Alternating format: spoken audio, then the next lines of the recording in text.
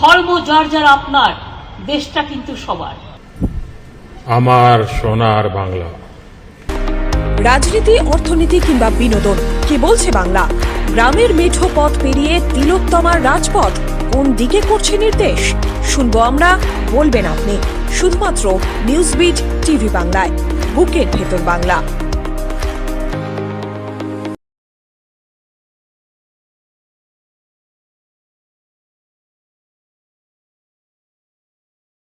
You have started your new journey in Kolkata. So, why Kolkata and what are your expectations from Kolkata? Well, the journey is 5 years old. We started out in 2016. We always felt that Calcutta, first of all, Kolkata is my hometown. I was born and brought up in Kolkata, but I didn't work in Kolkata. I left Kolkata right during my college days, and I have just come back now. So, one of the reasons that Kolkata stood out is, of course, the metrics are all there, right? The cost of living is low.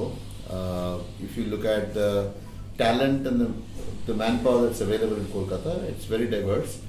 And relative to our other startup areas like Bangalore, if you choose Mumbai or Delhi, the cost of manpower acquisition is very low, so comparatively. So you essentially get, and the third element that we notice, which is kind of a softer issue, is that a lot of folks who work in Kolkata are kind of attracted to Kolkata in a sense that they don't want to step out. Which means I have a potential team that is from Calcutta that works for less than they would typically work for in Gurgaon or in Bangalore. But I also get lower attrition, so they don't quit as much. We have a very low attrition level in our team. While I would like to believe, and my team would like to believe, it's part of the people process at HX, but it's also because of the city itself. I think the people who work here are happier to stay in Calcutta. It's a very happy city, so I think we're very happy being here. What are the challenges that you have faced while starting a business in Calcutta? Challenges, we don't find a lot of Class A infrastructure. Infrastructure is available, but if you look at we want to give our team a very bright, fun environment, which is very modern, right? Because we work with a very young, workforce. You want to make it as close to a campus feel as you can, and there are not too many options like that in Kolkata. That's one challenge. So we have to kind of plan and design it ourselves in a way. What you see here is kind of a reflection of that. The vibe that you see here is not something that you get everywhere. That's one challenge. The second is that for specific senior level specializations, Calcutta might have challenges because they're obviously for multiple reasons. Calcutta's business environment might not have grown as fast as some of the other places. As a result, and it's now growing, but it hasn't in the past, which means a lot of senior executive leadership in specialized areas, right, are not available in Calcutta, so I have to kind of bring them from other cities. So these are, I think, the two important elements. Okay, and apart from starting a business in Calcutta, why this particular kind of a business idea that came up? Right. So most of my career has been in the US. So I came back, like I mentioned, back to India in 2014. And at that point, I had thought about investing in the startup ecosystem because I was seeing a very budding startup ecosystem growing up in India, and I wanted to invest in it. I had, most of my work experience in the US has been working with fairly large financial services and technology companies, specifically in the investment management space, in asset management and hedge funds and private equity. So my objective initially was to invest in startups here. And as a part of that, I was looking to, my investment thesis was very specifically focused on areas of markets which are grey market dominated. So I wanted to invest in markets which are unstructured. And the reason for that was very clearly seeing that the Indian government was focusing on digitization and financial transparency. So we realized that in the next 10 years or so, all these unstructured businesses will be getting under the scanner and they will start getting structured. So it was important for me to invest in those businesses early on so that as this business gets structured, we get the advantage of it. So that was the objective. And within that unstructured grey market area, I was looking at companies or markets which are showing the highest growth. So I noticed that electronic space is actually one of the space which is very, very high growth. So I said, that's a positive. It's a very large, if you look at refurbished electronic space, it's over 90% grey market today, right? Plus it is very high growth. So it was growing at 25% CAGR when I entered the market in 2016. Mm-hmm. Today it is growing at even larger. In fact, during the pandemic, it's been growing at almost 89% by value every year. So that's the reason that we selected this market. Was that the last reason was that mobile phones, which dominates this electronics business, is actually very similar to currency. It's got discoverable value, it is transportable, and it's very light. And as a result, you can actually consider it almost like trading in currency. You can do international business in it. So I saw this as a huge opportunity, and we entered the market. At that point, we were obviously the smallest player around. We just started out. Over time, we are not very old in the market, as you can say, it's 5 years old, but we are now, thankfully, with everything worked around, we are one of the dominant players here. So, how can people communicate with you that if they want that product? Right. So there are several ways to connect with us. They could go to hxcard.com. Yeah. Right. That's our website. You could download our app, which is the Hyper Exchange app. You could even visit one of our local stores. We are several local stores coming up across India. And if you go to our website, you'll be able to see the location for the stores. We are also available online through third parties. So if you go to Amazon, if you frequent Amazon or Flipkart or Paytm, any of these places, and we keep on adding these online places. So we are available everywhere. Our motto is that we should be available everywhere. So we're not just available in our own channels like hxcard.com, where we are available, but we also make sure we're available everywhere else. You walk into a store, you should be able to find us. You go to Flipkart, you should be able to find us. In fact, there's a sale going on live at Flipkart right now where we are one of the top sellers there. So people can find us everywhere. Is there was any kind of challenges while putting yourself in a Flipkart or something online store? Yes, challenges in the sense that large marketplaces. So hxcard.com also is a marketplace, for example. Large marketplaces have to be very careful about the kind of people, kind of sellers you onboard onto a platform. As I mentioned, over 90% of this market is grey market, which means grey market is dominated by lack of trust, because the quality might be suspect, the sourcing might not be great, the product might not be genuine. So we are very, very careful about selecting sellers. And the same thing is true for a company like Flipkart. They would have to be very careful about who sells on the platform, because the product has to be genuine. It has to be auditable. You must be able to trace the history of these products. You should be able to check the quality of the repair that's going into this product. So that's why it is a challenge getting into. Very, very few people can actually become a seller on Flipkart in this space. I don't know the experiences of these sellers in other spaces where you have new products selling, because you're selling into your own brand. So it might be easier that you have your own brand. So Flipkart would say, or Amazon would say, it's your own brand, your own responsibility. But here we're selling branded phones, which is from Apple, Vivo, OnePlus, Samsung, and you carrying that and selling it. So there's obviously a responsibility of you to be providing quality products and quality coverage for it.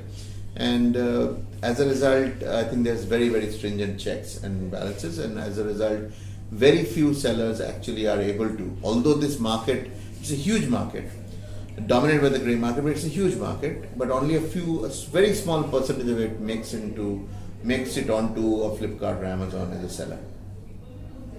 Okay. And what is your future plan for last 5 years around? Sure. So we have been growing. So we've been growing pretty fast. Very fortunate, and I think we're very happy with the team that's been helping me to get there. But we've been growing at a minimum of 100% every year since our inception. And the pandemic has actually accelerated that by several times. So we're almost growing by 500% this year. And a reason that's happened is while the market was always growing, the pandemic has accelerated it because everybody now needs a device, right? we're all working from home, our children are learning from home. So now the child needs a laptop, the mother and the husband, the father also needs laptops and mobile phones. And these devices are not luxuries anymore. This is a necessity.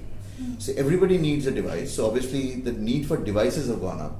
But at the same time, your disposable income has gone down because you want to save more. Because it's an emergency situation, you want to save more. Yeah, many folks unfortunately have had job losses. Many people have had salary cuts in their career. As a result, people are spending less. Now, when you have to buy more and you have to spend less, you can't buy new. That's why a whole set of people are now moving to refurbished electronics to buy products from us, which has given us a phenomenal flip. This process is going to help them. That's right. So we grew. I remember, when we started our first year, the first month we sold, I think, around 50 phones, 2016. As of last year, we're selling around 10,000. And this year, we're selling around 1 lakh a month. So the plan by the end of this year to sell around maybe 2 to 5 lakh units a month.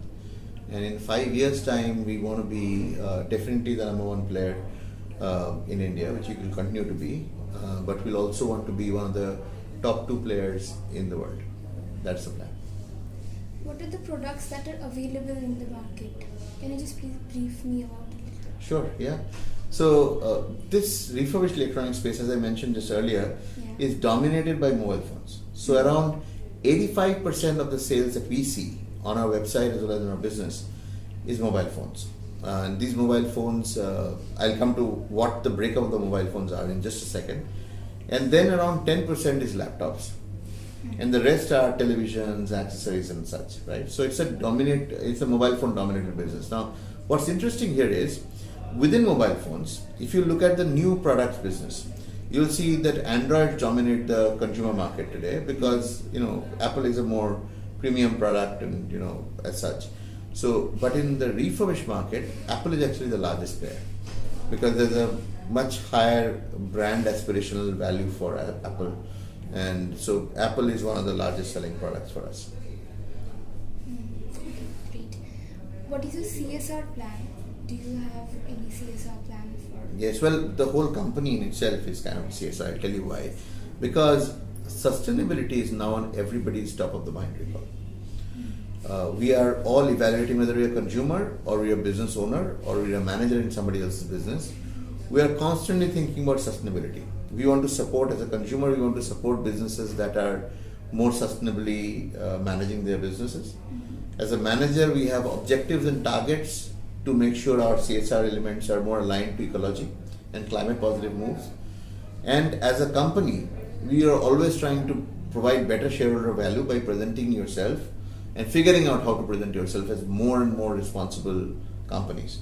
So one of the things that we get as a default as a refurbishing company is we are automatically a climate positive company because I don't know if you're aware, every mobile phone that you buy creates around 45 kgs of carbon dioxide in the greenhouse that goes up to the greenhouse. Around 57 kilos of toxic metal byproducts that goes into poisoning of groundwater. Every phone. So every phone that we refurbish and you don't have to throw in the landfill and you can reuse, reduces that. So from a carbon footprint perspective, even though we are a very small company, we have a very large carbon footprint that we're saving for the ecosystem, for the climate. So we're doing that. In addition to that, we want to raise consciousness about it within our consumers. So what we are telling them is, for every mobile phone that you buy, we are planting a tree. So essentially our consumers are helping bring back forests, large swathes of forests. Imagine a 1 lakh unit sold a month means 1 lakh new trees being planted. That wasn't there before, right? So that's what we're doing. Last year we started doing something different also. So these are something that we've been doing for a long time. But last year during the pandemic, I had this epiphany where my driver came to me, person that drives my car, came to me and says, his daughter needs a laptop. And daughter needs a laptop because she has to study. She goes to a government school, so the studies are free. But now that they're all studying from home, she can't study without a laptop, and if she doesn't get the laptop, then essentially she's offered studies. She's out of school. So I realized, imagine how many children today across India, they are in government schools, they're subsidized education, but they can't educate themselves from home because they don't have the equipment. So we thought about it and we launched something called the Phones for Kids program. The Phones for Kids program is essentially trying to give 1 million children this year a device, a mobile phone, a laptop or desktop, so that they can continue their studies. And we tied up with Rotaract, we're tying up with several others. You'll see more about this in some time. Will be where we're trying up with several organizations in India as well as globally to help us achieve this. And we're seeing a lot of interest with a lot of companies also who are willing to help, because I think everybody wants this to happen, but nobody knows how to help. And given that we are a refurbishing company, we can help. So why shouldn't we? Right? That's the plan. What are the companies that came up for the help?